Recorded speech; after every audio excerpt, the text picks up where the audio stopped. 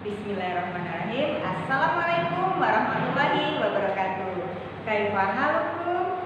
Kaifa asbahtum? Semoga anak ibu semuanya dan keluarga selalu diberi kesehatan. Bagi anak ibu dan keluarga yang sedang sakit, semoga segera Allah beri kesembuhan. Amin amin ya robbal alamin. Toyib, hayya bina nafta bikirati basmalah. Bismillahirrahmanirrahim. Anak-anak itu soleh-soleha semuanya. Hari ini kita akan masuk lagi yaitu pelajaran kita, tema yang ketiga dengan judul kegiatanku, dan subtema yang kedua yaitu kegiatan anak soleh di siang hari. Sebelum kita memasuki pelajaran kita, ada baiknya kita akan mengulang pelajaran kita sebelumnya, yaitu agar anak-anak itu semuanya tidak lupa. Tapi agar anak ibu lebih semangat, kita lakukan tepuk cinta ya nak. 1, 2, 3. Tepuk cinta. Yang pertama, anak cinta pada Allah. Yang kedua, anak cinta Rasulullah. Yang ketiga, anak cinta pada ibu dan ayah, teman-teman, ustadz, ustazah. Nah, sekarang kita akan masuki untuk mengulang pelajaran yang kemarin, yaitu tentang nilai tempat. Nah, nilai tempat itu anak-anak ibu soleh-soleha kemarin telah kita pelajari, yaitu ada tempat puluhan dan ada tempat satuan. Yang mana yang di bagian pinggir, karena kita masih menggunakan 2 angka, maka hanya ada tempatnya puluhan dan satuan. Ingat, kuncinya adalah yang paling pinggir sebelah kiri itu adalah tempatnya puluhan. Terus yang di sebelah kanan itu tempatnya satuan. Contohnya kemarin 27. Berarti angka 2-nya di sebelah kiri. Nah, berarti angka 2 itu menempati tempat puluhan. Dan 7 karena di sebelah kanan, maka dia menempati tempat satuan. Nah, anak-anak itu soleh-soleha semuanya. Sekarang kita akan masuki pelajaran kita, yaitu tentang penggunaan kalimat perintah dan aturan yang ada di rumah dalam kehidupan kita sehari-hari. Tujuan belajar kita hari ini adalah agar anak-anak itu soleh-soleha semuanya bisa menggunakan kalimat perintah dalam kehidupan sehari-hari dengan sopan dan santun. Kemudian anak ibu juga dapat mentaati apa saja yang merupakan aturan yang berlaku sehari-hari di rumah. Nah, untuk hari ini ibu akan menjelaskan yang pertama, yaitu bahasa Indonesia. Bagaimana tentang penggunaan kalimat perintah.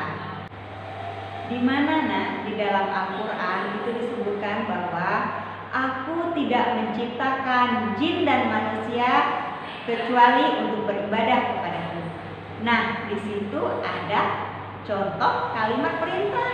Nah, Allah menyebutkan di situ bahwa Allah itu menciptakan manusia itu untuk beribadah kepadanya. Nah, berarti beribadahnya apa? Menyuruh kita untuk melaksanakan hal-hal yang baik, sepertinya sholat, karena sholat adalah yang paling utama yang ditanya pada saat di hari akhir nanti. Nah, itu adalah contoh kalimat perintah yang Allah berikan untuk kita semua sebagai umat muslim. Nah, apalagi ya contoh kalimat perintah? Nah, misalnya yaitu Hanif, tolong ibu ya ambilkan pensil ibu di atas meja. Nah, itu adalah contoh kalimat perintah. Ingat nak, kalimat perintah itu kita harus gunakan dengan sopan dan santun. Jangan sampai kita sambil marah atau membentak orang. Apabila kita marah atau sambil membentak orang, mau tidak orang tersebut membantu kita? Pastinya tidak mau. Maka kita harus menggunakan kalimat perintah itu dengan sopan, dengan santun. Jangan sampai kita menyakiti hati orang yang kita mintai tolong. Nah, kemudian apalagi contohnya? Misalnya, Adiba, tolong bunda ambilkan piring di dapur. Nah, itu itu juga termasuk kalimat perintah. Apalagi ya kira-kira? Misalnya si adik mau minta tolong si kakak nih. Kakak, ambilkan penghapus anak. Nah, itu juga salah satu contoh kalimat perintah. Banyak sekali kalimat perintah yang biasa kita gunakan di dalam kehidupan kita sehari-hari. Nah, agar anak-anak ibu semuanya lebih memahami bagaimana itu kalimat perintah, bagaimana bentuk kalimat perintah, silahkan anak-anak ibu soleh-soleha kerjakan di halaman 68. Ingat ya, halaman 68. Di situ anak-anak ibu semuanya diminta membuat contoh kalimat perintah yang biasa kita gunakan dalam kehidupan kita sehari-hari. Apa saja itu? Nah, silakan antum tuliskan di situ. Di situ hanya butuh 2, tapi apabila anak ibu bisa membuatkan 5, tidak masalah. Silahkan dituliskan contoh kalimat perintah yang anak ibu gunakan di rumah. Sekarang kita akan lanjuti pelajaran kita, yaitu PKN, di mana di sini kita akan belajar bagaimana aturan yang berlaku sehari-hari di rumah. Apa saja itu aturan?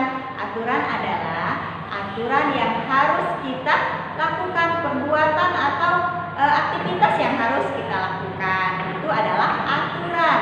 Nah, apabila ada aturan, maka harus kita taati, harus kita laksanakan, bukan untuk dilanggar. Contoh, peraturan yang ada di rumah. Misalnya anak ibu pada saat baru bangun tidur, apa aturan yang ada di rumahnya?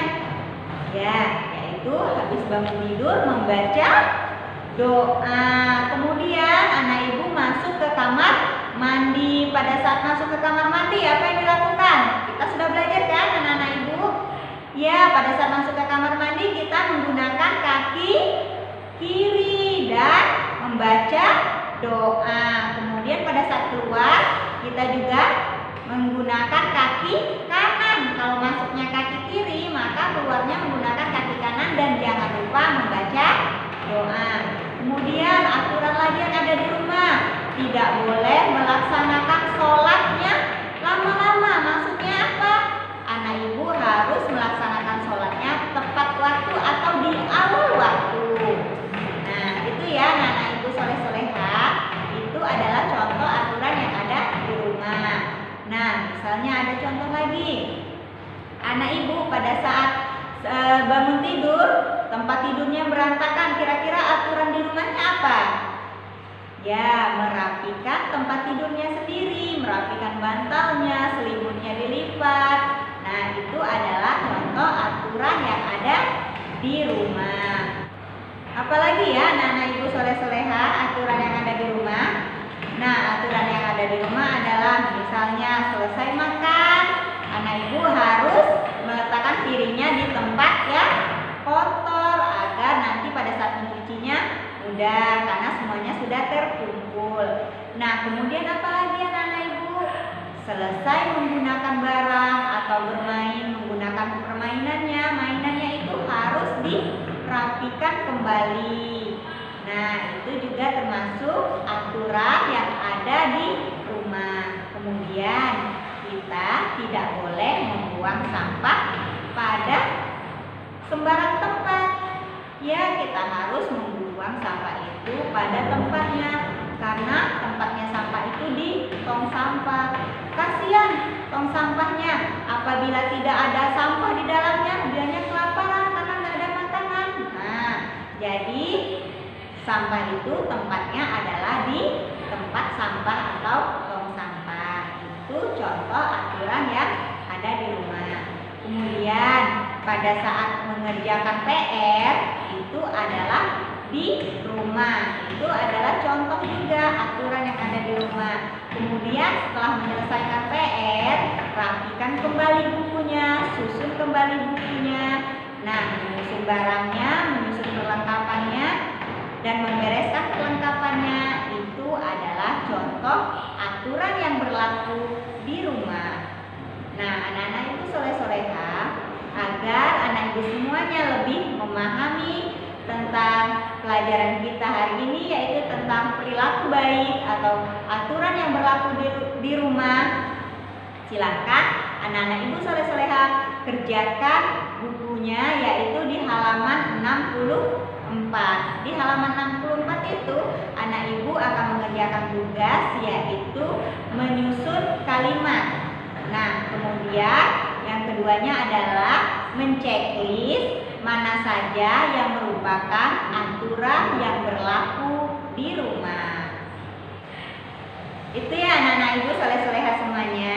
Jadi ibu ingatkan kembali, yaitu tugas kita yang terdapat pada halaman 64 dan 68. Silakan anak-anak ibu kerjakan di rumah dengan disiplin, dengan mentaati aturan yang berlaku. Bagaimana aturan pada saat selesai mengerjakan tugas.